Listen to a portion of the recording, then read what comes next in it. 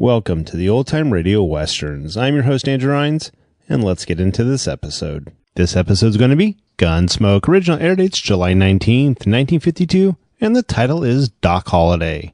Hope you enjoy, and again, thanks for listening.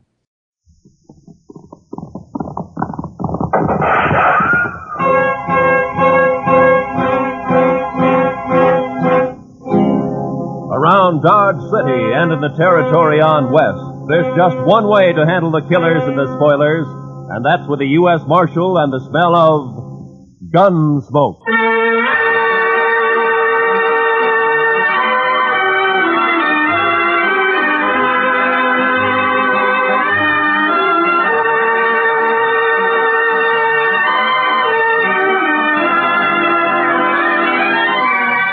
Gunsmoke, starring William Conrad. The story of the violence that moved west with young America. The story of a man who moved with it. Matt Dillon, United States Marshal.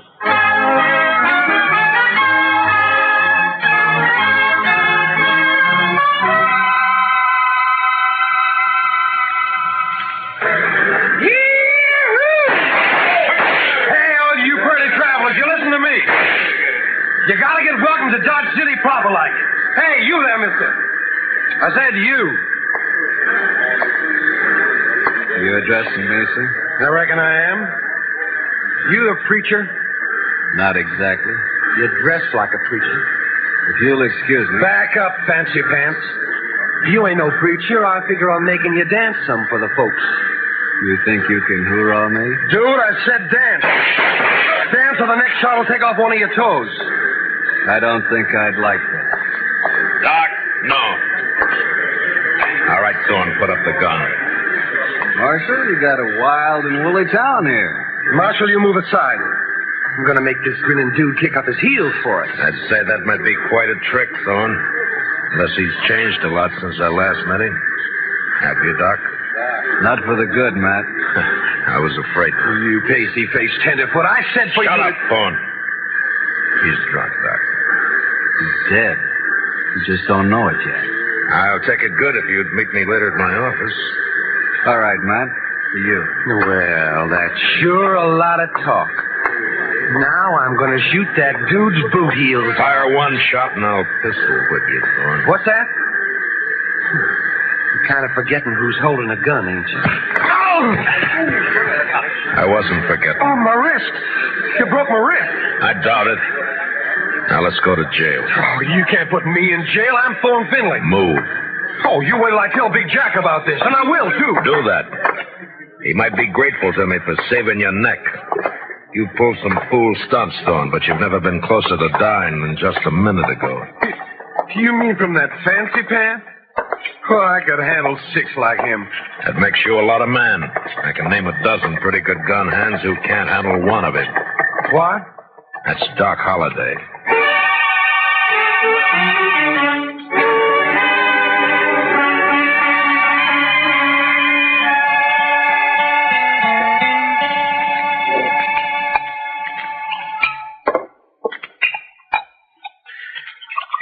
There you are. Salute, Matt. Salute, Doc.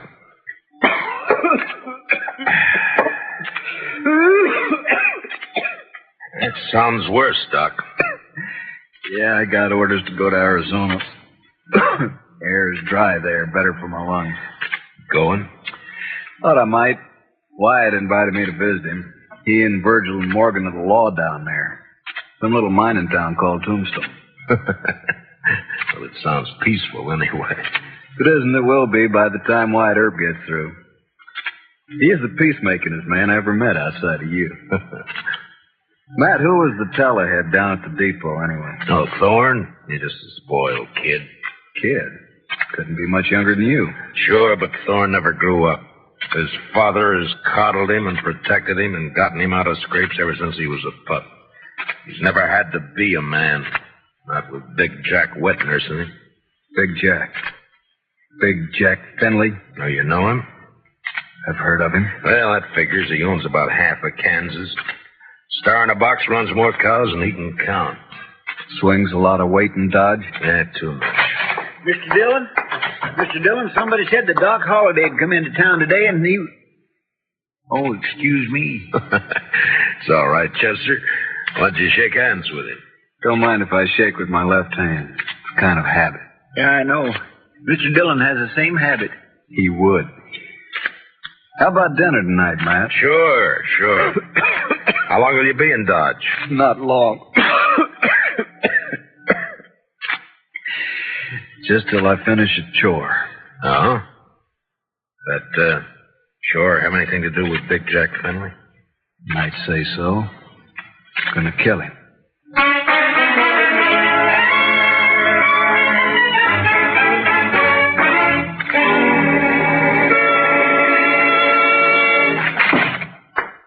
All right, Dillon.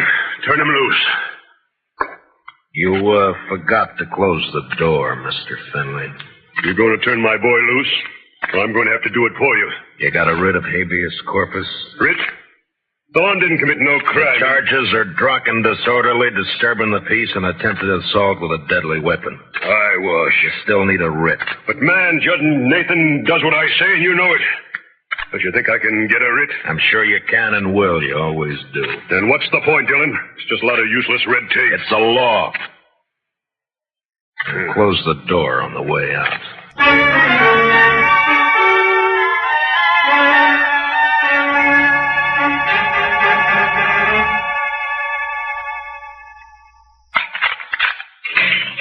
All right, Thorne.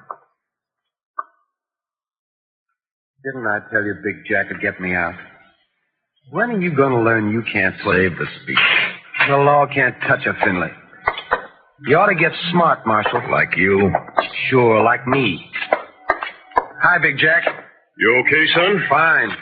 Anything else, Mr. Finley?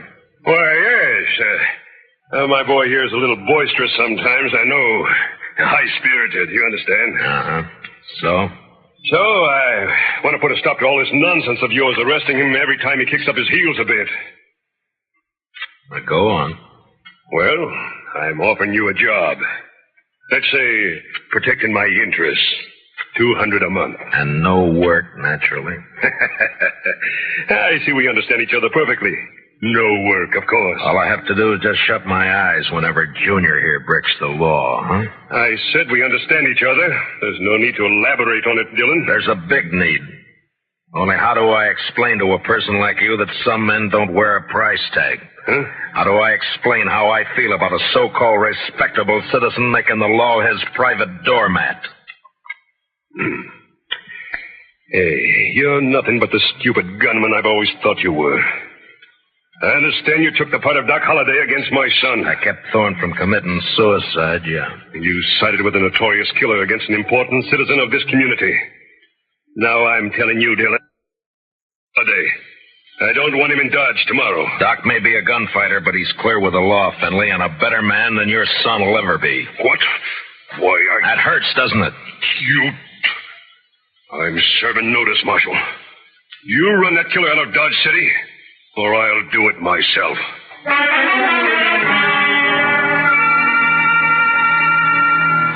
Big Jack Finley, cattleman and self-made king of southern Kansas. No better or worse than most of the men carving empires out of the West, until love for his son blinded him to the fact that Thorne Finley had gone bad. And from here on, I knew the war was on between Big Jack and me. So Big Jack Finley's going to run me out of town, huh? No, unless I do it first. Oh? I do something naughty, Matt?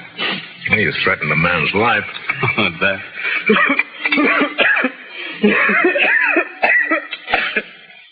And just between friends, Matt.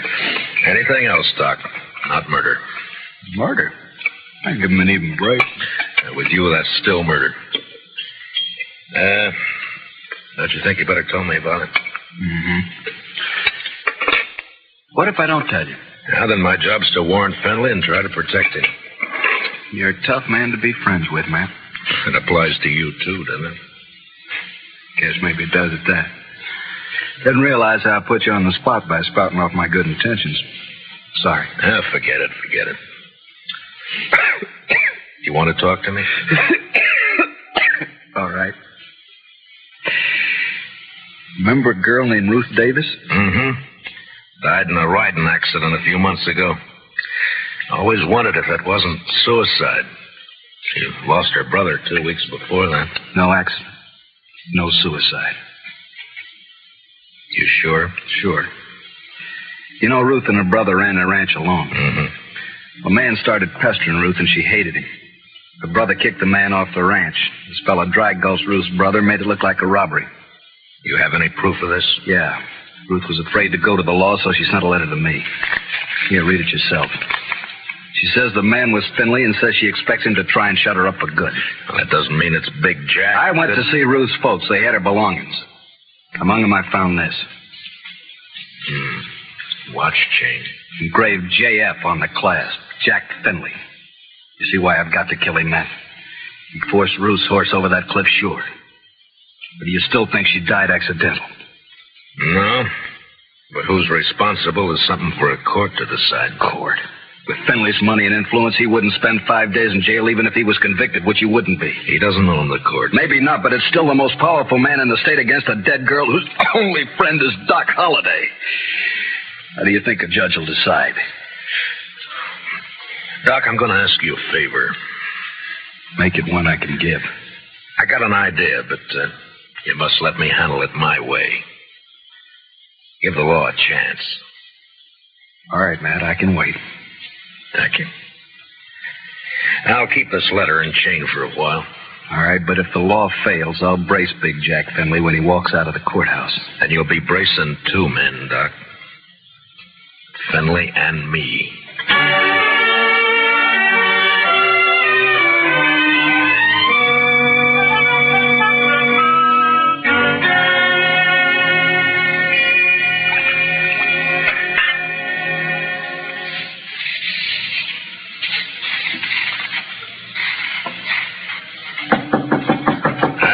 Come in.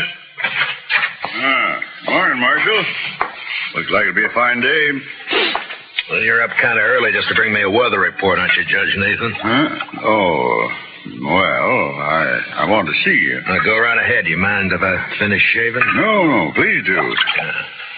Just thought I'd chat with you about the... Dr. Finley's?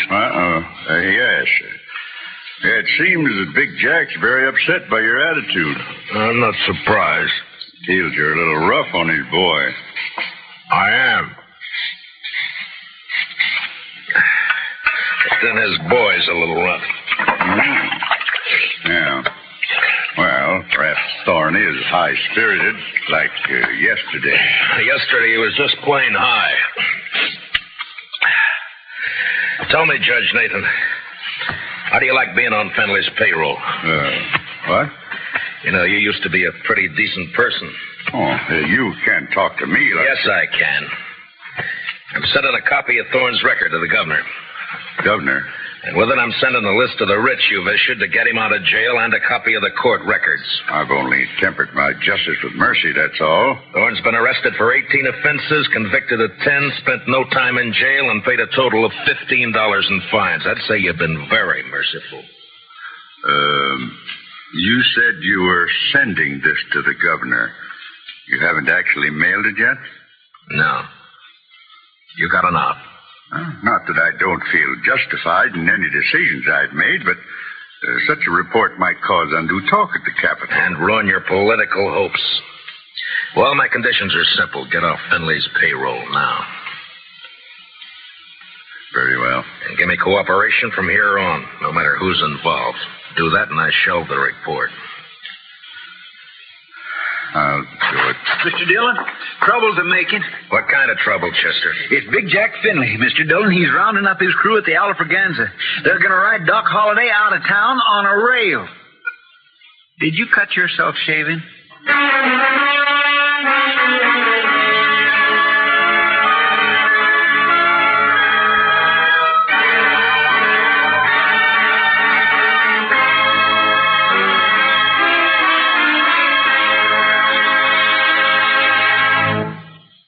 We will return for the second act of Gunsmoke in just a moment. But first, Don't forget, starting Monday, CBS Radio's tremendous news staff will start bringing you the complete coverage of the Democratic Convention in Chicago.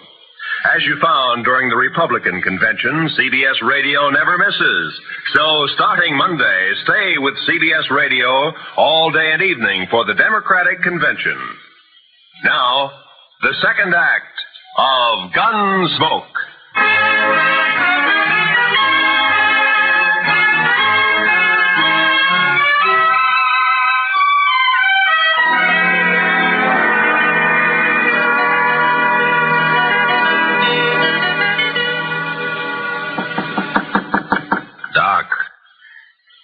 Doc. What? Wake up, Doc. It's Matt. Oh.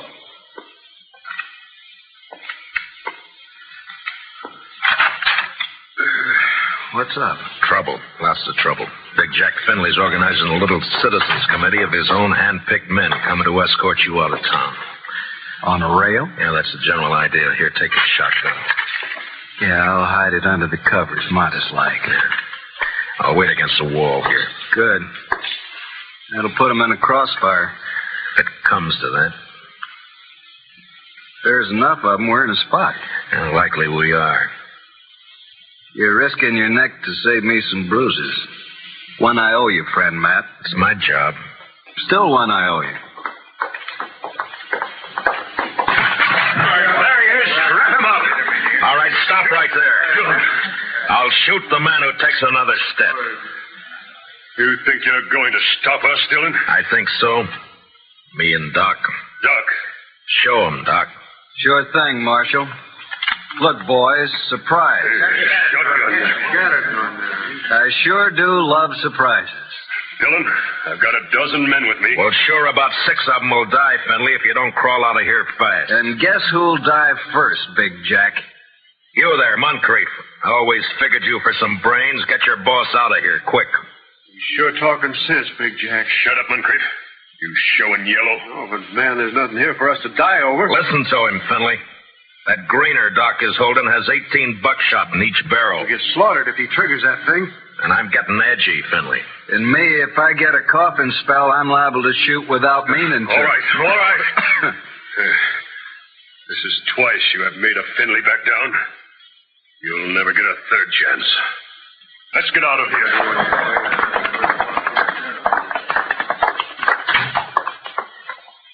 Matt, when you gonna arrest him?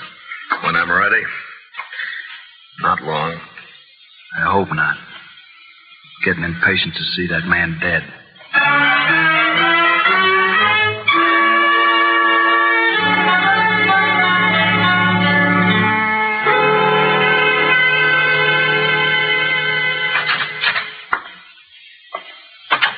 I got your message, Marshal.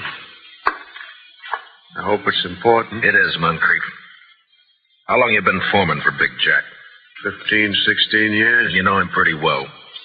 Would he be the kind to kill a girl? No, of course not. Guess he'd kill a man if he got mad enough, but he wouldn't kill no girl, Marshal. Well, I have proof that he did.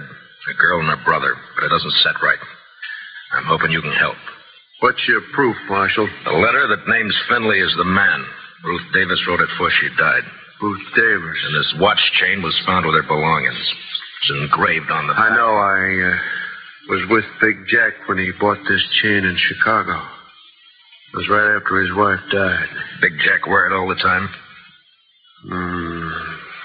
You rode the right hunch, Marshal. What? Thorne is your man, just like you figured. He had a yen for the Davis girl, but he kept it quiet. Guess he didn't want it known she throwed him over.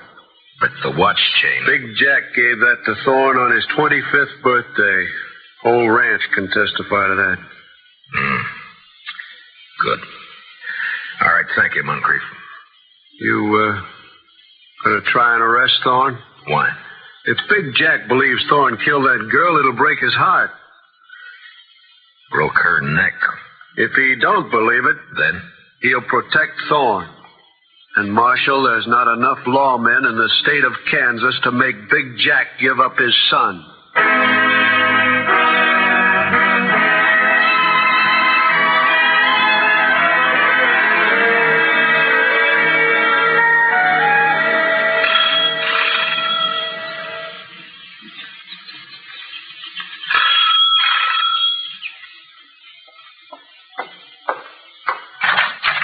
what it... Oh, it's you, Marshal. And, John Holliday. Doc, this is Judge Nathan. Holiday? Oh, yes, I've heard of you. I've heard of you, too, Judge. Wonder which has heard the worst. What's that? Why, Judge, I'm here on business. Oh, of course. Come in, won't you?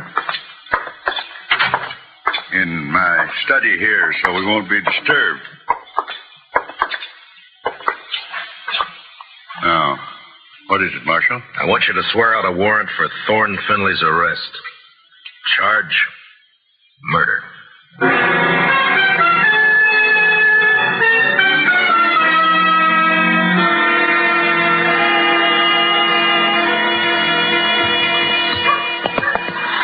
You sure you want to go with me, Doc? I'm sure.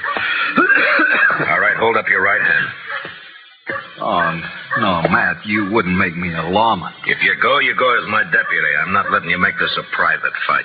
And with my friends, if they hear I wore a star... All right, Matt, it's your show.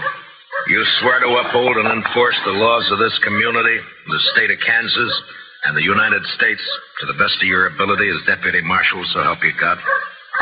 All of that? All of that. I swear. Here, pin on this badge. All right, man. You know, I'm feeling this badge is going to cramp my style something terrible.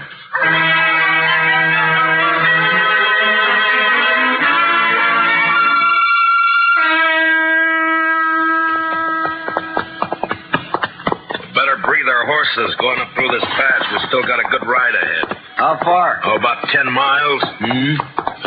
What do you think, Matt? Will they fight? Well...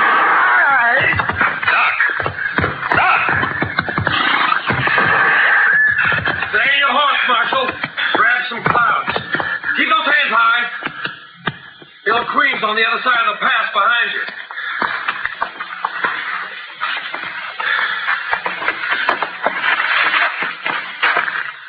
That's being smart, Dillon. Queen will drop you if you touch her gun butt. You're handy at this bushwhacking, aren't you, Thorne? If Doc He's all right. My slug seems to have bounced off his thick skull. Good. Yeah, let's pull your teeth. Better you do it.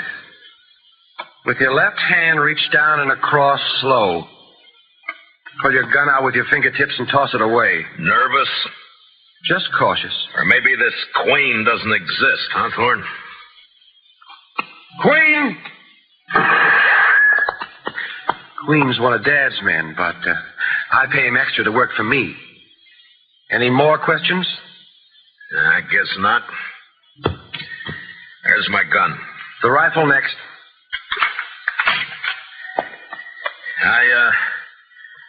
I got a penknife in my pants pocket. You know why Holliday came to Dodge? Yeah. Yeah, I guess you do. You wouldn't be riding with him. Well, he's not going to tell any stories to my dad or anyone else. You can't kill us, you stupid... Not planning on killing you. And what have you got planned? Queen's kind of a magician. He's going to make Holliday just disappear. Folks won't care much about one of his kind. I would. I'd care so much I'd hang you for it. No. No, with Holliday gone, it's your word against mine. And you won't be able to prove a thing, Dillon. You sure of that? I'm sure. Otherwise, I'd take care of you along with Holliday. Now get on and start walking back to town. It's like I told you. Law can't touch of Finley.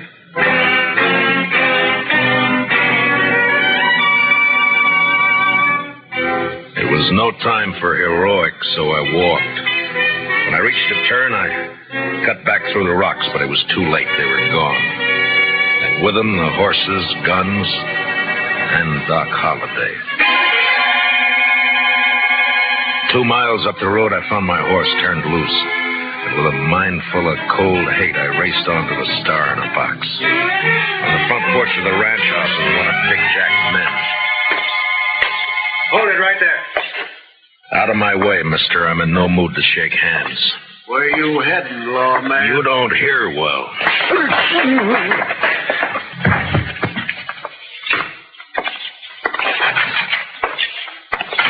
Dillon. Where's Holliday. How should I know?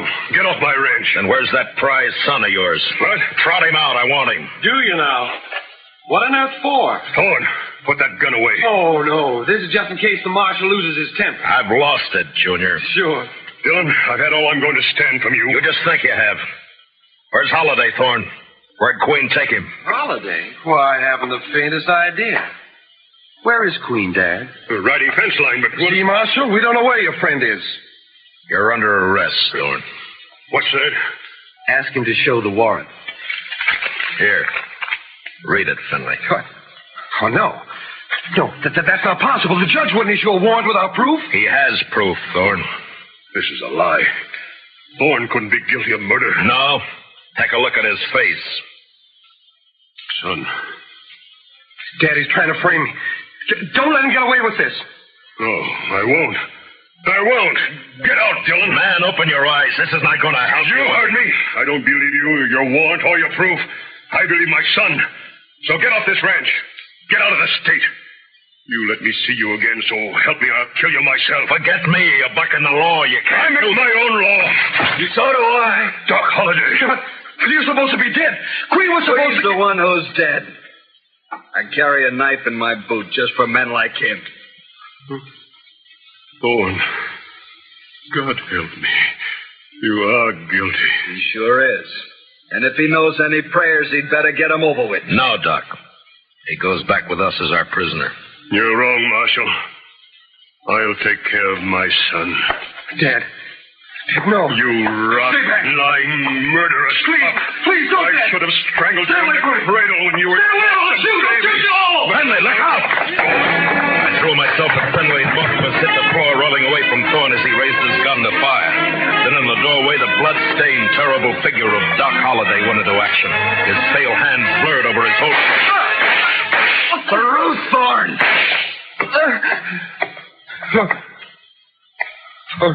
Ruth?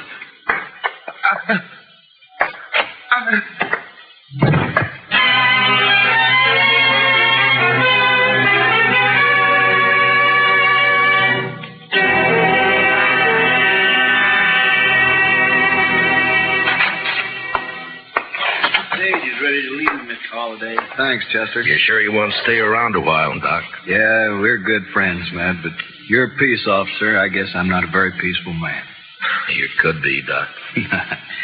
No, I'm not going to change, and you shouldn't. Law needs men like you. No, if I stayed, there's too good a chance I might cross you. Yeah? Then I'd have to meet you over gun barrels, and it's one thing I'm afraid of. So long, Matt.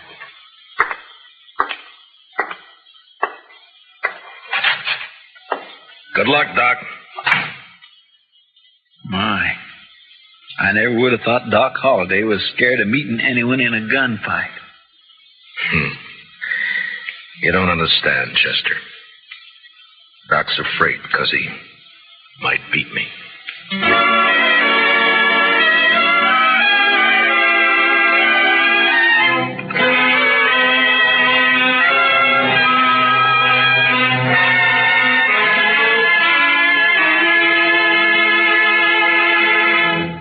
Gunsmoke, under the direction of Norman Macdonnell, stars William Conrad as Matt Dillon, U.S. Marshal. Tonight's story was specially written for Gunsmoke by Herb Perdum, with music composed and conducted by Rex Koury. Featured in our cast were Harry Bartell as Doc Holliday, with Lee Millar, Nestor Paiva, Ralph Moody, and Tom Tully. Parley Baer is Chester.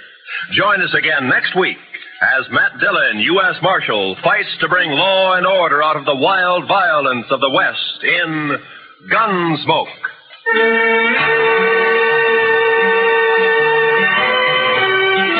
Sunday evenings, we invite you to join lovely Doris Day, Spring Byington playing a December Bride, and Audrey Totter as Millie.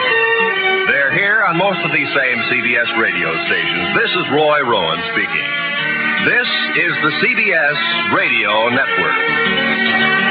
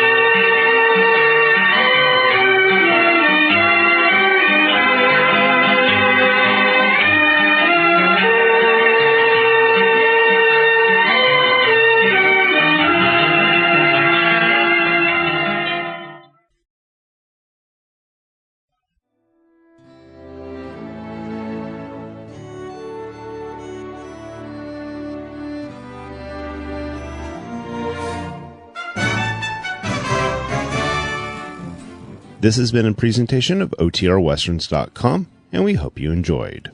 Please take some time to like and rate our shows in your favorite podcast application. Follow us on Facebook by going to OTRWesterns.com/Facebook. Subscribe to our YouTube channel by going to OTRWesterns.com/YouTube. And send us an email, podcast@OTRWesterns.com. You can call and leave us a voicemail, 707-986-8739. This episode is copyright under the Attribution Non-Commercial Share-alike copyright. For more information, go to OTRWesterns.com/copyright. Have a great day, and thanks for listening.